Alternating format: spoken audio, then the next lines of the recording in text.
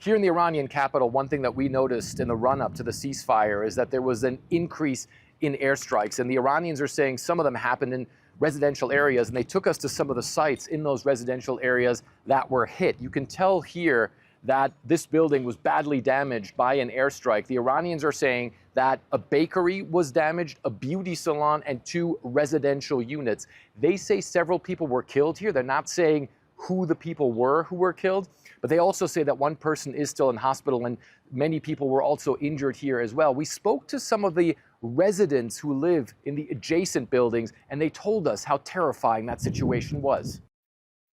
Suddenly, I heard an impact, he says, then an explosion. Before that, I heard a plane in the air. All the windows were shattered over me, but the curtain stopped part of the glass. I was thrown to the corner of the kitchen. You can tell the blast must have been pretty powerful. We're actually in the building next door now, and you can see there's significant damage here as well. In fact, someone's chocolates are still here on this coffee table. And if we go over here into the room next door, this seems to be some sort of office and maybe bedroom. There's still someone's sleeping area here. It's unclear whether anybody was laying there, but if someone was laying there, it must have been a terrifying experience.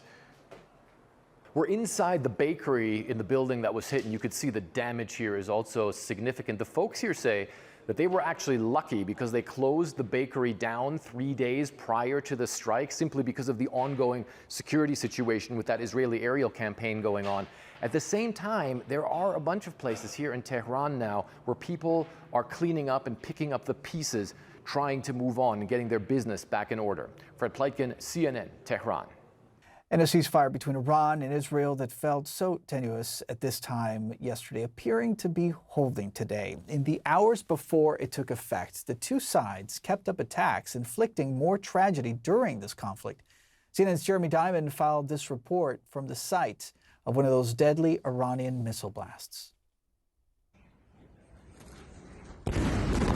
The final countdown to a ceasefire is often the deadliest.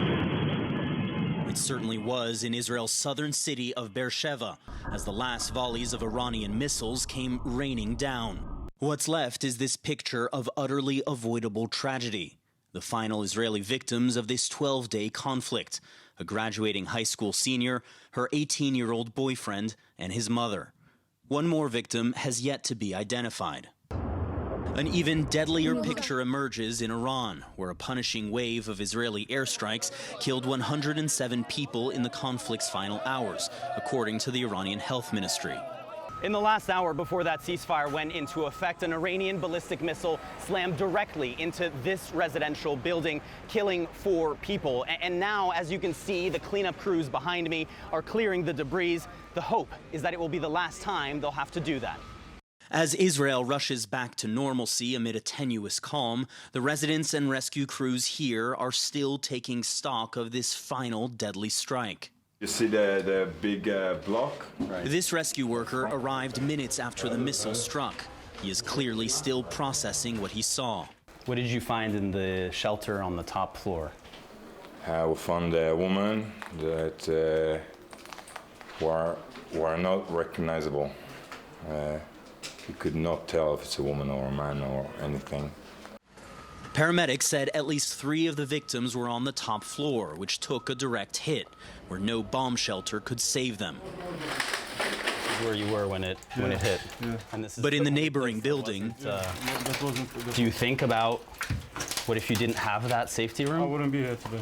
Zaor and his wife only just moved to Israel 9 months ago. Their new apartment now wrecked. They've come back to gather what they can and start over. A few minutes later, we walked out and we just followed this destruction. What went through your mind in that moment? God, not him, not for the safety room. None, my wife, kids, none of us be here today. That's the reality of our life here, but we're gonna rebuild. But if it were up to him, that rebuilding would not come without first avenging his neighbors' deaths. I want to see a response. Because we just lost 4 innocent lives over there, behind that building, for no reason. Children and elderly family. So I want to see a response from our Prime Minister. But after so much death and destruction in Israel and Iran, quiet prevails, at least for now. Jeremy Diamond, CNN, Beersheba, Israel. Let's stay on the topic and get more analysis now from Mayruv Sunshine. She's a senior, I should say. She's a senior analyst for Israel at the International Crisis Group and joins me now live from Tel Aviv. Mayruv, it's good to see you. Thank you for joining us. Thanks for having me. First, I wonder if you could take us to where you are right now. You just heard our correspondent visiting with some of those civilians that have been deeply affected even moments before that ceasefire kicked in. Jeremy also reporting that there seems to be this precious calm that is setting in. Is that the sense that you're getting from where you are? I mean, we went from yesterday, morning in the shelters. Everybody in the country had to be in the shelters on and off for about 2 hours. There were absolutely all of the restraints that the Homefront Command puts on people in terms of being alert and being close to shelters. And this morning we woke up to the opposite. Everybody's back to school, everybody's back to work, the airport, the airspace is open as if nothing happened. So it's extremely manic to go from one set of restraints to complete freedom. It's also a huge relief. But this morning we're waking up to a very precarious situation. We still don't know exactly what Israel achieved. 7 soldiers were killed in Gaza. Dozens of Palestinians are being killed in Gaza. There's just, there's a moment of respite, but there's still so much death and unknown that's to go forward now. Without a doubt. And on that point that you just mentioned, I wonder, where does Israel go next, given the initial assessment that CNN reported on Tuesday? Its prime minister has insisted that Israeli forces, that they would not rest until Iran is without nuclear capabilities. So bearing that in mind, if this assessment is accurate, Iran may still have the centrifuges and the uranium it needs. So what will Iran do next? Well, I don't know exactly what Iran's going to do, but I can tell you that the big talk by Trump and the victory narrative being pushed by Netanyahu that Iran's nuclear program is done is clearly not accurate. It's a little bit early to tell exactly what has happened. But to be fair, Israel's outlook for months talking about taking out Iran's nuclear facilities was that it would be able to set it back by several months on its own, with U.S. help, maybe a little bit longer. There was never really, when I speak to Israeli officials, there was never really talk about completely destroying Iran's nuclear capacity. And I think it's pretty clear to anybody who follows the topic, and certainly experts on nuclear proliferation, that this was not an objective. So Israel, I think, is pretty confident that it has set it back by several months. The question here, I think, going forward is there going to be diplomacy? Is there going to be a real deal? And Iran obviously doesn't trust the U.S. at this point. But if Israel actually wants to really have an achievement, and if the region wants to be a safer place, then there should be some kind of agreement similar to what we had with the JCPOA, obviously different now, that would put inspection and transparency on Iran's nuclear program.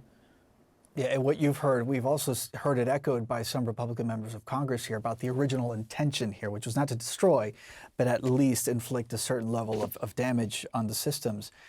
Now, the ceasefire does appear to be holding.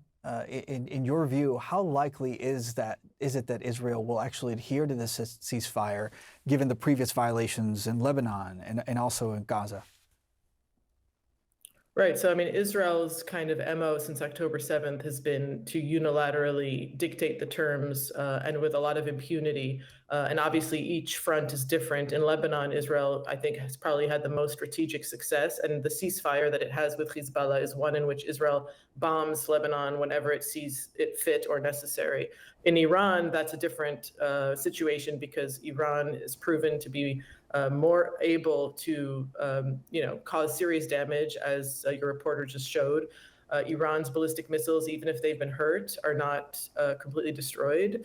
Iran knows how to target strategic assets. And so there's a level of deterrence between Israel and Iran where Israel can't, I think, 2,000 kilometers away, do the same things that it does in Lebanon or in Gaza. So it's a big question how Israel intends to move forward with this. And as I said, without some kind of deal, I think the ceasefire is going to be very precarious and it could very easily, escalate quickly once again. And so we also need very, very much political capital by the Trump administration to stay on the course. And I don't know if that's where he's at. And on that point, Mayruv Sunshine, we want to thank you for taking some time and certainly glad to hear that there is a relative calm. But nonetheless, as you underscore, there's still that precarious feeling among so many people there. So thank you very much and do wish you the best.